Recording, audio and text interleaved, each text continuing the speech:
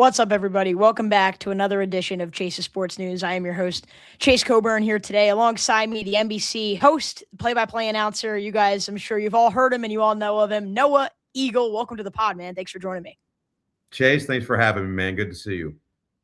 Good to see you as well. I guess we should say part 2 of the podcast. We had you on a little bit over a year ago, but we're happy to have you back. And so much has changed since then. You've now since done 2 different Christmases on Netflix for the set of NFL games. You're still rocking it on college football. Now it's NBA basketball on NBC. You're crushing it, man. It's been awesome.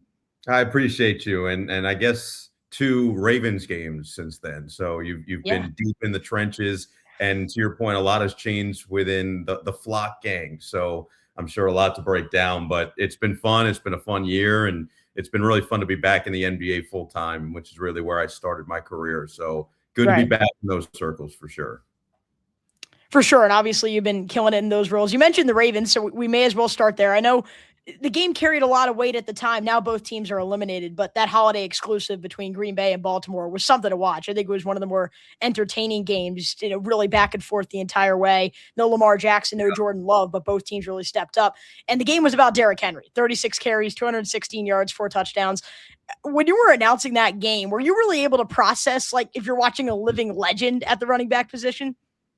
Yeah, normally I would say no, but for that game in particular, we had an expectation just in talking to coaches and even to some players that they were going to feed him early and often. They knew that he was upset with the way that he played against New England the week before. And so we knew he was going to come frustrated. He was going to run angry, and he certainly did that and lived up to his side of it. It was amazing to watch. I mean, this is a guy, obviously, that we've been watching for a long time. And even, he had played well in the Christmas game I had done the year before against Houston. But that game was really about Lamar. And Lamar was unbelievable in that game, especially on the ground. And that was kind of the crescendo of what was an MVP level season for Lamar. This one was different. Obviously, no Lamar there. You mentioned how exciting and entertaining the game was. It was a clean game, too. It's not always – the game I just did the 2 days before that, the Christmas game with the Lions and the Vikings, was about as choppy an NFL game as you're going to get. There was no flow to that game. There was no passing, beauty. There was very few explosive plays offensively. That was a defensive slugfest. That Minnesota's defense was just dominant. And eventually Jordan Addison popped one off, and that was essentially all that they needed. This was so different. I mean, it was explosive. Derrick Henry for 20 yards. Malik Willis comes out, delivers 2 dots for a touchdown on their first drive. So that made it really fun as well. But we definitely, during every break, we're like, man, what are we watching with this guy? This is the perfect example of why he is one of the greatest running backs ever. You mentioned that Christmas game last year. First of all, that call you had, Merry Christmas on the Lamar rushing touchdown, was outstanding. I remember hearing that. I'm like, let's go, Noah. But you mentioned it was, I think, as you said, the crescendo of what was an MVP level season. I know it's so hard looking back. So much has happened since. You think Lamar got snubbed to that MVP last year? A little bit. I had said it after the game that I felt he deserved to win it. Now, I thought that Josh Allen was also deserving to win it. So that was one of those, and this happened so much in the NBA and really had during the Jokic Embiid back and forth, where there was one year where Embiid beat him out, but I think everybody felt Jokic was probably the more complete player. In a lot of ways, I somewhat felt that way with the way Lamar played last year. I just thought that his season was so complete. It was so otherworldly in so many ways, and the amount of touchdowns, total touchdowns to basically no interceptions. He was healthy, really start to finish. They were dominant as a team in the regular season, just about start to finish, especially in the second half when the defense really caught up to the offense. And so I really felt like that probably warranted a third MVP for him. But I also understood, like I said, Josh Allen was phenomenal, and the Bills would have probably been nowhere if it wasn't for his heroics really all year. And you look at the supporting cast that he had, and I think that was probably the deciding argument of Lamar had Derrick Henry, and Zay Flowers made a Pro Bowl last year, and Mark Andrews was still Mark Andrews. And the defense, as I mentioned, really turned the corner in the second half of the year under Zach Orr, and you start to look at all of that. And then you look at Buffalo and you say, well, Khalil Shakir is his number one receiver. And at this point, James Cook started to establish himself more and more last year. But I think that's really what eventually swayed the voters in his favor. And I feel like what's fascinating about the conversation is obviously only one person can come up with MVP, unless it's a co-MVP, which we have seen before. But it feels like it gets to a certain point where it's like there are 4 or 5 quarterbacks who are in that elite echelon, and then you just have fun ranking them all. But at some point, it's whether it's Lamar, Allen, Mahomes, Burrow, like these guys are in a transcended tier of their own.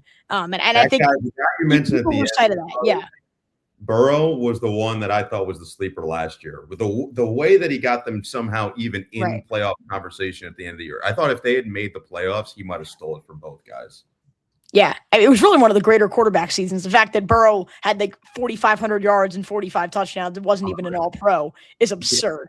Let's say kind of current here. I know we are in the middle of the NFL playoffs, and you're going to have a really fun February. I know NBC overall has their legendary February coming up. You're going to be a part of the NBA All-Star Game, but specifically as well, pregame coverage and as one of the hosts of Super Bowl coverage, which I'm sure is going to be a lot of fun.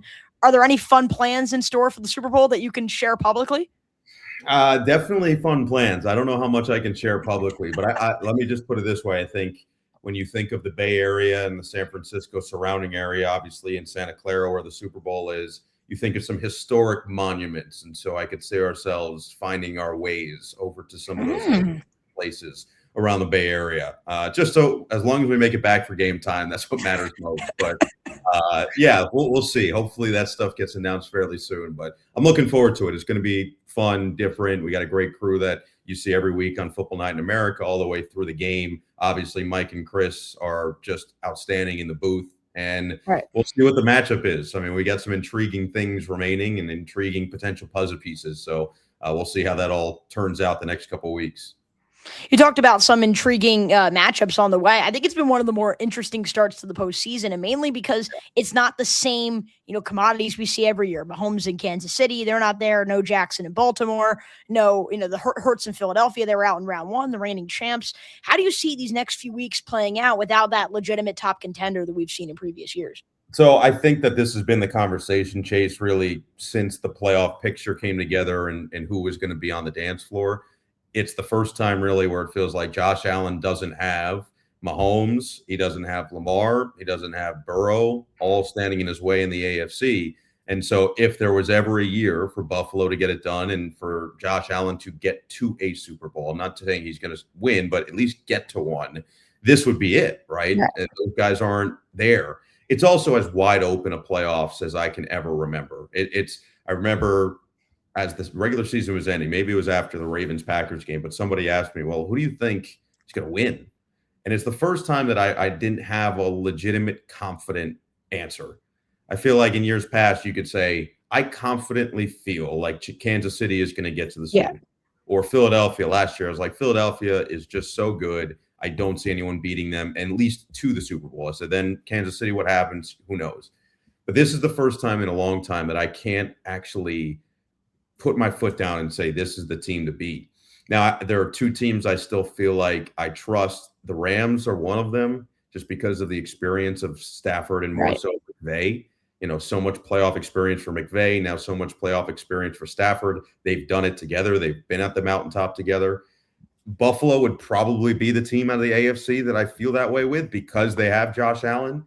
But, man, I watched, that Houston defense against Pittsburgh. And then I watched New England and what they did to the Chargers. And I'm just like, these are good teams, man. I'm really curious how this week goes, specifically with Houston and New England. That to me, is going to be a breaking point game in the AFC. That could be a 7-5 final score somehow. That game has all sorts of possibilities that are going to be really fun. And then the Denver stuff is fascinating because I feel like nobody's giving them any chance whatsoever, despite being the 1 seed in the AFC. Maybe that's warranted, maybe not, but only time's going to tell. And again, they've got to face Josh Allen and all of his heroics, who just barely eked out a win in Jacksonville last week with a crazy tush push that went 10 yards. So, yeah, it's one of those years that I don't know. And then what is Seattle going to look like? Now Sam Darnold is dealing with an oblique injury. Like I said, I trust the Rams the most, but they got to go to Chicago, and the wind chill there is going to be below 0 degrees for kickoff. And Matt Stafford doesn't have a great record in cold weather games, and I know that they're not accustomed to playing cold weather games at that level. So, but neither maybe is Chicago, if we're being quite honest. At that level, do we think Caleb Williams has played in a game that's -11 wind chill? I don't know. That's why it's so fascinating to me, because there's very few times as a sports fan that I can remember being like, man, any of these teams could win, and I'd be like, okay, let's do it. It really is insane, the fact that we had this era of all of these great quarterback talents and all these great teams, and like none of them are there in the final 8. Of the 7 preseason Super Bowl favorites, the Bills are the only one that are here, and they're banged up, and they were the 60. Like, even though we think of them as the favorite, and I picked them to win it all, this is still a team that, again, number one, is dealing with a ton of lingering injuries, which you never want to see against a team that had 2 weeks of rest. And then number two, like, they were flawed during the regular season. They certainly had their lapses. So it really is going to be a fascinating finish. I'm excited myself. Yeah, it's just so tough, because then the weather, as you mentioned, right, adds in, and you see some of these warm weather teams and you wonder whether they're going to be able to hold up. It's certainly going to be fascinating for sure. Let's talk some NBA for a minute, because I know you did that Spurs Thunder game as of late, and that was one of many. I've never seen 2 teams play each other more in a 1.5 month, 2 month radius in my entire life. But you have Victor Wembanyama over there in San Antonio, Shai Gilgeous-Alexander for Oklahoma City. You can argue, or some could argue, the 2 best or 2 of the 3 best players in the NBA, other budding stars on both ends as well. Is that the new big rivalry in the NBA, where I feel like we're transitioning eras? LeBron, Curry, KD, they're still here, but they're not as relevant. Is this going to be the new big paramount, era in the National Basketball Association? I mean, it feels that way. And I think I did the game with Reggie Miller, and what he said to me was 100% true. For it to become that level, what LeBron and Steph did for so long was 4 consecutive years facing off in the playoffs, and in their case, the finals. Right. But to me, there has to be playoff matchups. Reggie versus the New York Knicks became a rivalry because they played in the playoffs several times.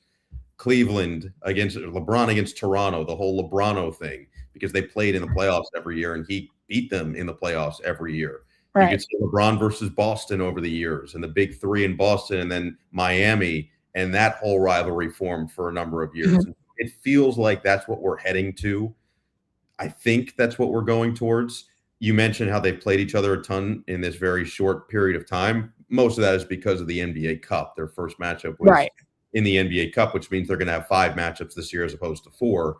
But they play the NBA Cup, and they turn around, they play the 23rd of December, and then they play Christmas Day, and then they played on January 13th, and they'll play one more time on February 4th. There's legitimate bad blood. Just being there's legitimate bad blood. And that's the start of any good rivalry. Victor Wembanyama feels disrespected that people compare him to Chet Holmgren. It's that simple. And so he goes at Chet every single time he has the basketball in his hands. And a lot of times it gets into Chet's head. And so how will Chet respond? That's the first part of this. The second part is, you mentioned Shai Gilgeous-Alexander, the reigning MVP, who is the heavy odds-on favorite to win it again with Nikola Jokic injured now. And understandably so. He's nearing Wilt Chamberlain's record of consecutive 20-point games. He's averaging 32 a night. I mean, everything he does is unbelievable. He's an unstoppable force on the court. He's been that way all season. They started the year 24-1, which tied the Warriors for the best record ever. And then Jalen Williams comes back, and it was shaky. And it wasn't J-Dub's fault. It wasn't like, hey, he threw off their chemistry. It's just that the injury that he dealt with to his shooting wrist, a lot of players have had the same surgery that he had, but it was to their non-shooting hand or wrist. Right. It is so much more difficult for him to be the complete player he was last year, the all-NBA player he was last year, with an issue in his shooting wrist. And his three-point percentage has been horrendous as a result, but his drives are way up. He's averaging 2 more drives per game than he did a year ago, because he understands he has to change his game. And so the more he gets comfortable doing that, the more performances like Tuesday we're going to see out of him. And if he does that, that's when the Thunder become essentially unbeatable again. So it's going to be interesting. Now, San Antonio did not play close to their best game either, and they certainly did that in their first 3 matchups. And so that February 4th matchup will be really interesting. And then hopefully they meet in the playoffs, because that's really where the rivalries get taken to the next level. For sure. And I hope that we have a new big rivalry in the NBA, because once LeBron left Cleveland, it feels like there hasn't been a rivalry. Like it felt like the NBA was saved off of Lakers Celtics, and then you had Lakers Pistons, and then you had Bulls Pistons, and then you ended up getting into the 2000s, and the Lakers and Spurs would go at it, and then it was LeBron and Curry, the Cavs and the Warriors. We don't have that trademark rivalry, and maybe Oklahoma City, San Antonio could kind of step up and be that go-to matchup that a national audience wants. But then they're also two small market teams, which is the other issue, and oftentimes rivalries are from some of the biggest markets in the sport. Yeah, here's the one thing I will say. To me, this is the great thing about sports, and certainly the NBA falls into this. You could argue the NFL falls into this, really every major league, but certainly the NBA, I think, is probably the best example. I think we just constantly get pockets of rivalries. It's obviously going to be based on the personnel that's on the team, and I think now more than ever, a lot of it comes down to the player movement aspect, right? So you mentioned LeBron versus the Warriors. LeBron versus the big three in Boston. Before that, LeBron versus X. You're watching LeBron against all these teams, and then he goes to the Western Conference. Now it's LeBron against whoever. And so everybody's tuning in for that player. Kevin Durant goes to Houston. Now Houston versus OKC has extra meaning. When he was in Golden State versus Russell Westbrook in Oklahoma City had extra meaning, and people wanted to watch that. You mentioned different rivalries over the years. The Lakers and the Sacramento Kings in the early 2000s was a real big-time rivalry. Does anybody sit down and watch Lakers Kings right now and say, all right, this is one of the best rivalries in the NBA? No, because that's just not where they're at. But 3 years ago, people watched Kings versus Warriors because they went to a 7-game series and Draymond Green stepped on Domantas Sabonis' chest. And the next year, guess what? They faced off again in the play-in tournament. And so now there was a little bit of that. If those teams stay together, you have that rivalry moving for 3, 4, 5 years, but they got dispersed. And so I think that's the key now is they're just shorter lived. But this Spurs Thunder one, I think the reason people are excited is because they are two of the younger teams in the NBA. And the main nucleus of both of these teams, in all likelihood, will be there for years moving forward, assuming that they're healthy. And so if that's the case, they can build this over the next 5 years. Noah, you're a part of the media as well. Do you think the media has also tried to shape this picture of like a new rivalry? Because between social media and everything, it's now all a game. If it wasn't before, it's now how can you garner the most attention? And so do you think as media and as fans, we've quote unquote created more rivalries? Sure. I think that exists. There's no question that exists. I think that what us at NBC, what we've tried to do is really make the games the stars. And so we get a sense of that, right? We didn't initially have that Spurs Thunder game. We were supposed to initially be in Milwaukee for the Timberwolves at the Bucks, which ended up being a beatdown. And we swapped to this game and flexed because exactly what you asked. This looks like a budding rivalry.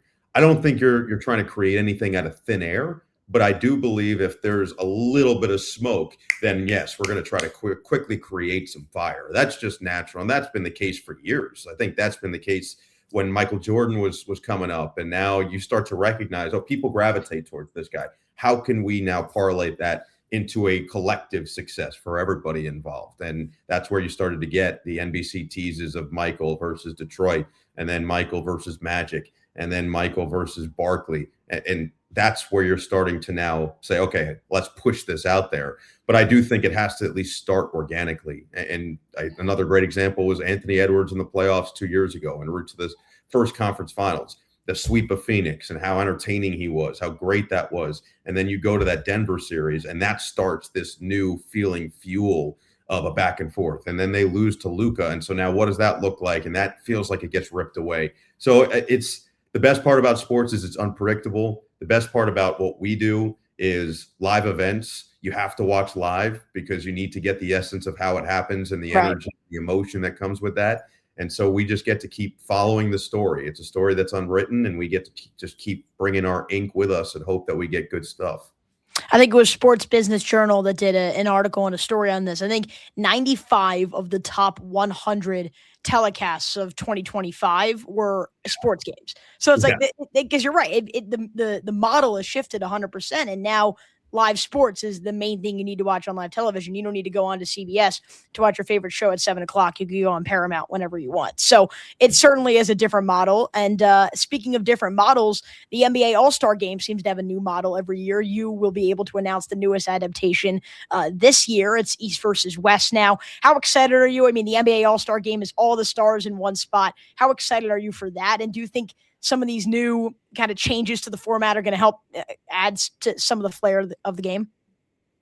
Yeah. So what we saw was last year with the Four Nations, with the hockey stuff, that did really well. And people were really into the aspect of playing for your country and having that pride. And I think that's real. And for me, seeing it at the Olympics up close in 2024 was really real. And there's a different level of passion that comes from playing for the United States versus playing for your region.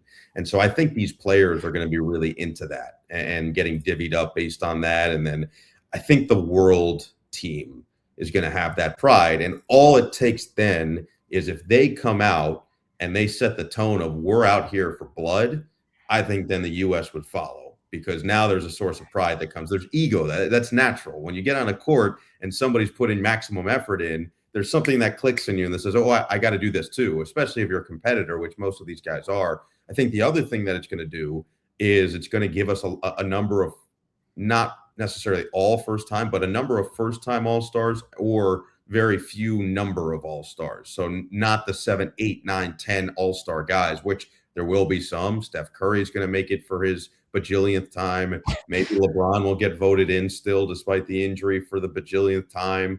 And Luka's now been there a bunch, and Jokic has been there a bunch. SGA, I think it'll be his 4th consecutive. Edwards, same type of deal. So you're going to have those. But I do think you're going to get a Norm Powell who's never been in it, Michael Porter Jr. who might make it, who's never been in it. And I think those are the types of guys, when it's your first experience, it means a little bit more to you, and they're going to put forth that effort. From the Saturday perspective, I'm excited to see what we've got in terms of the All-Stars Saturday night. There's going to be slight differences. I don't know how much I can reveal, so I won't until I'm not going to get in trouble by my boss. But what I can say is, Vince Carter has been trying to do as much as he can to try to get people to participate, that the top guys to participate in the dunk contest. The 3-point shootout has become must-see TV over the last couple of years. That's been the premier event, really, All-Star Saturday night. And then I think there will be some other wrinkles in there. And so the hope is that those all come to fruition in a good way and they hit. And you don't know until you do it. But what I can tell you is those of us that are going to be on the call for all of that stuff are going to have a lot of fun. And we'll see if the players follow suit. It's certainly a different experience for sure. And I think the main problem with the NBA All-Star Game over the past few years is people just think the players don't really care. There isn't much of a flair for it. But you're right. When you're playing for your country and you're playing for, a certain part of the world, things change. I mean, I even look back at 2020. That was my favorite All-Star Game of all time, when they were playing for Kobe Bryant, and you had the whole charity format. And I personally thought that was the best format. But specifically that year, when they were playing for a guy like Kobe, who was such an icon and such a legend, you saw that these players gave it their all. They were calling timeouts with 5 seconds left. People were bleeding on the court. I'm like, this is what I want to see with the top players in the world. And hopefully this kind of reinstills that type of passion in them. So I was at that one. I was doing virtual reality broadcasts for the 2020 All-Star Weekend. So the good thing about that was the Rising Stars Challenge was really good to kick it off, because you had Luka and Trae Young in the Rising Stars Challenge, and they were both banking in half-court shots at the end of the first half, and it was just a fun back-and-forth affair. Then Saturday night ended up being phenomenal, because you had Buddy Hield win the 3-point contest, but it was a tightly contested battle. And then the dunk contest was Aaron Gordon versus Derrick Jones Jr. And that one ends up going to the dunk off. And my guy D Wade may have screwed with the scores just enough to get his buddy the win. But it was awesome. And so it set the tone going into Sunday. And you mentioned it, the Kobe aspect. All these guys, this was fresh off of his tragic passing. And all of these guys felt a responsibility to play. Now, if you remember it, that was the first time they did the target score Elam ending. And the most unfortunate part was that the game ended on an Anthony Davis free throw. I wish that it ended on a real bucket, because that would have been the perfect on top for what was, to your point, arguably the greatest All-Star game ever, just based on how it ended. It turned into hardcore if you took the best players in the world and said, go play pickup right now, for real. that's what it turned into. They were playing real basketball, cutting, setting screens, defense, all of it. And it was Kawhi Leonard who won the All-Star MVP that year because he made, I think, 8 threes in the game, but they were all within flow of game. It wasn't like he was just chucking them up. They were in the flow of the game. So we'll see if we can get something similar. Personally, though, for me, I love that AD ended it because it was in Chicago, if I'm correct. So it was kind of that Chicago feel. Yeah. You're correct. I just wish it would have been if he would have ended it on like a turnaround jumper or a dunk or just something, a step back three. Right. It just felt like that deserved a real Elam ending as opposed to the free throw. But I get it. You're right. Yeah. No, the dunk contest was incredible too, man. Aaron Gordon is just, he does not have the greatest luck with some of these dunk contests over the years. I do also want to talk about some college football because I know you did some college football. I know you did a few Notre Dame games over the course of the season. You know, the biggest controversy in the college football playoff was, was Notre Dame right? They were not picked to make the playoff. Was that the right choice? And there's been so much controversy in terms of the actual format of the playoff. I now hear expanding to 16 teams, 24 teams. At some point, just have everyone in FBS go in a tournament and see what happens. It feels like that's what we're doing at some point. Did you agree with the decision? And what do you overall think of the format? You have G5 teams in there. Just what are your overall thoughts on the playoff and how it all shaped out? Well, look, let me start with the G5 thing because I was a big proponent of making sure that you get a G5 team in. But this year was obviously special because you end up with 2. I think that's where you start to get to a slippery slope. To me, it should always be an automatic qualifier from all of the Power 4 now. So I think you should have an automatic qualifier no matter what of the ACC, Big 10, Big 12, and SEC, and then a group of 5. To me, you get the 5 automatic bids, and then the rest of them are at large. Let's go back to the first part of the question. Did I agree with the decision to leave Notre Dame out? I did not. I thought Notre Dame was one of the best teams in the country, and I just think that it's so hard to penalize a team for losing by 4 combined points in the first 2 weeks of the season to 2 teams that were in the playoff field. And now one of the teams who's in the national championship, they lost to by 3 in their starting quarterback's first ever game as a starter going on the road in a hostile environment. That's hard. That's harsh penalty for teams. And it doesn't, to me, it doesn't send a great message of, hey, we appreciate you scheduling those early season games against difficult teams.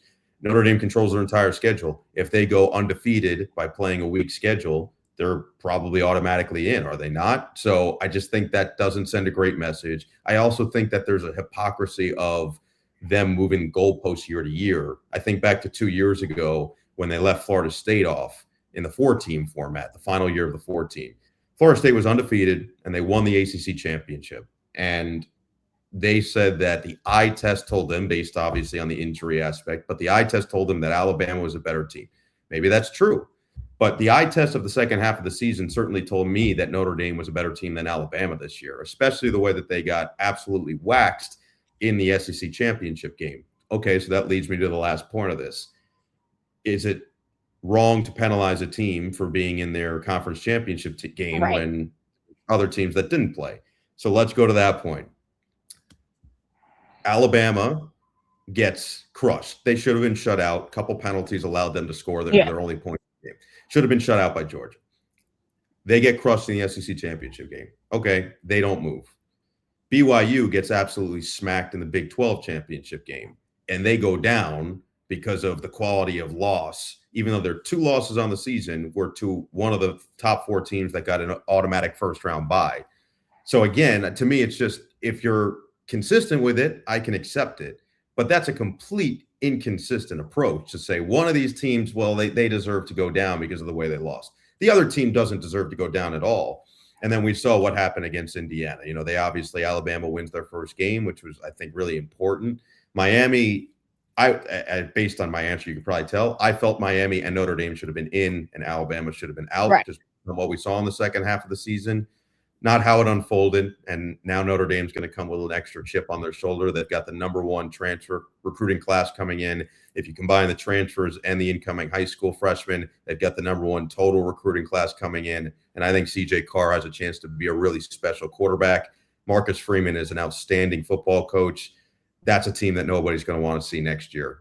A really ticked off Notre Dame Fighting Irish team. But it was unfortunate because I really thought they could have won the whole thing. They were as good as any team in the country this year. Yeah, it's just such a tough thing because I think how they selected the teams for the playoff this year, and you were kind of alluding to this too, had to do a lot more with just the 12 best teams this year. If they were taking Alabama out, you'd be saying, okay, conference championship games, they're really pointless, right? Don't make your conference championship game. So then maybe do abolish conference championship games. And that's a whole other conversation. I guess the one problem was Notre Dame not being in a conference. They beat a lot of easy teams throughout the season. If they played an SEC schedule, do they have the 3 losses that Alabama has? And so that's kind of where things get a bit foggy. And then it even gets to the point where Texas A&M was the number 3 team in the country. Texas beats them by 2 scores, and they're not even in the conversation. And so I guess that's the one problem with the G5 team for me is we may be losing sight of actually selecting the top 12 teams. It feels like maybe it's the 12 most deserving teams over the 12 best teams. And I guess it just depends on what you value. Yeah. So the other the Notre Dame easy schedule thing. Let's also go to that, because when they scheduled all these teams, you look at who they scheduled this past year. A lot of the teams, when they scheduled them, were quality opponents. I mean, USC was a quality win for them, and USC knocking on the door of being in the playoff themselves. If they had beat Oregon in the second to last week of the regular season, they probably would have been in the playoff themselves. So you look at that and say, okay, well, that's a quality victory. You know, the teams like Purdue, you can't predict 6 years in advance when they schedule that game that Purdue's going to fall off a cliff the way that they did. NC State or those other ACC teams that they played, you can't predict that they're going to go in this just severe downward trajectory. That's where it's a challenge for Notre Dame not being in the conference. They say, oh, well, they just play an easy schedule. You don't schedule it a year ahead of time. Now they will for BYU the next 2 years because of the circumstance of USC dropping the game. But the rest of their schedule is well in advance. I mean, Syracuse, my alma mater, last year had 10 wins. And this year they lose their starting quarterback week 4 after they went 3-1 with a win at Clemson and fell off a cliff. And Notre Dame beat them by 100 points. They go to Pitt in a ranked matchup and demolish them. So I didn't love the idea of everybody saying, well, they didn't play anybody. Everyone thought Pitt was really good when they went there, and they just embarrassed them. Syracuse a year before I finished, I think, a top 15 team in the country a year ago, and they beat them. It was 70-0 at one point in that game. NC State and Purdue, and these are all teams that have had high-level seasons not that long ago. I just think it's such a fickle time in college football that year in and year out, things change. I also think that the SEC, a lot of those wins get overvalued. Vanderbilt this year, everybody said, well, maybe Vanderbilt should be in the playoff.